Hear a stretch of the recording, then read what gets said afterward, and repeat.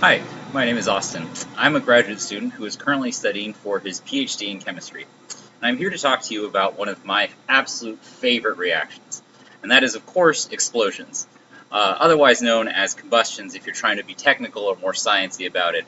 Um, and so I want to talk to you today about how we can use the light from a flame in order to control the explosions that are used in, say, your standard automobile engine.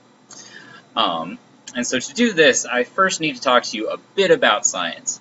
But before you stop watching this video, go ahead and hit pause, and I'll wait just a little bit of time so that you can go ahead and skip forward to see the demonstration that I'm about to do, so that you can then come back and listen to my science explanation of it. So first, let me give you that moment.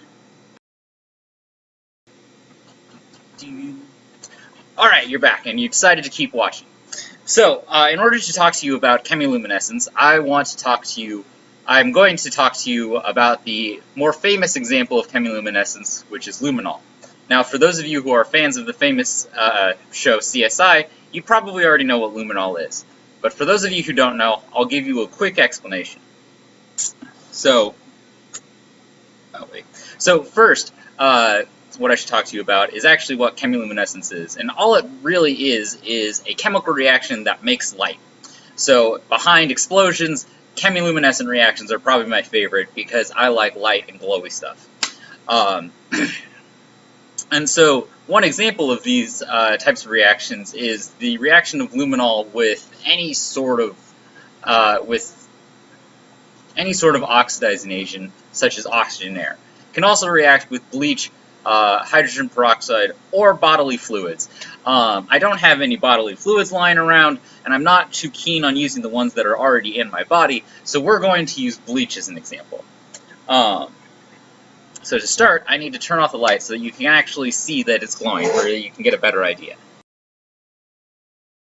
We see that as the luminol reacts with the bleach, it glows and gives off this beautiful, nice blue color. Now, obviously, I love this. One thing that you might not know is that this blue light is actually a product of the reaction between luminol and bleach. These types of reactions have many different useful applications in the real world. I mentioned before that forensic scientists use luminol and this type of reaction in order to detect for the presence of biological fluids at, say, a crime scene. Other real-world applications of these types of reactions are not as exciting or necessarily as useful, but still pretty awesome because they glow. One that you might be thinking of is, of course, glow sticks. Glow sticks, after being broken, give a nice, beautiful color depending on what color glow stick you decided to buy, whether that was at the fair or wherever you decided to buy it.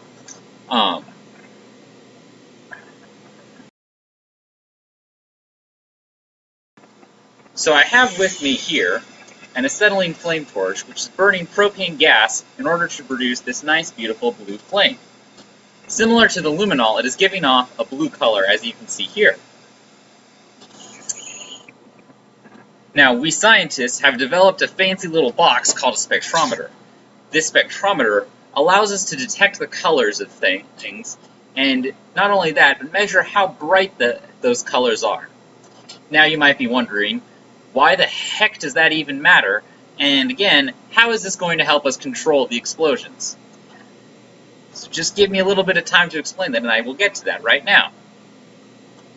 So, the spectrometer allows us to measure both the color and the intensity, or how bright that color is. What this allows us to do is to determine information about what it is that's giving off that color. So in my flame torch example, we know that we're burning propane.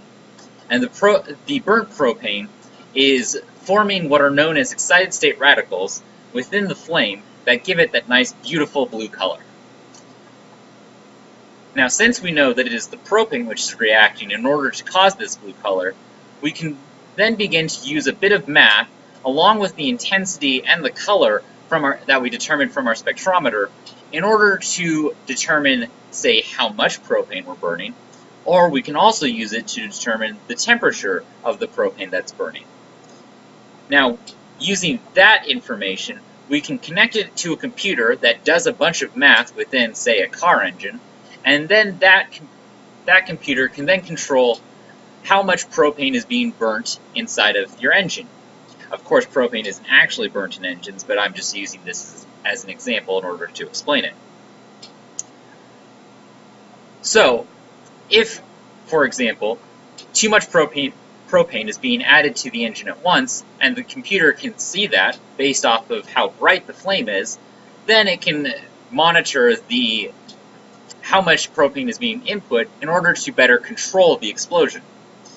Now, this is extremely useful for car engines in order to reduce the amount of global greenhouse gas emissions. Furthermore, you can use this information in other technologies such as boilers in order to make sure that flashback events don't occur. Flashback events occur when the flame, which might be located up here, gets sucked back into the tube, causing the entire tank to explode. In order to prevent that, there are what are known as flashback arresters located somewhere within the connecting tube that emits the flame. These flashback arresters prevent the flame from being sucked back in. So in reality, we don't actually need the color in order to stop the flame from getting sucked back in. However, it is possible that other events that are similar to that could occur, which can't be prevented by the arrestor. In which case, it's good to know both the content of what is being burnt in the flame, as well as how hot that flame is actually being burnt.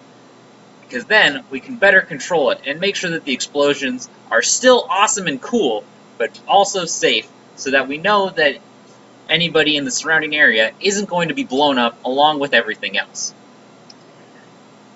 So, that has been my presentation on how we can use the color of a flame in order to better control it.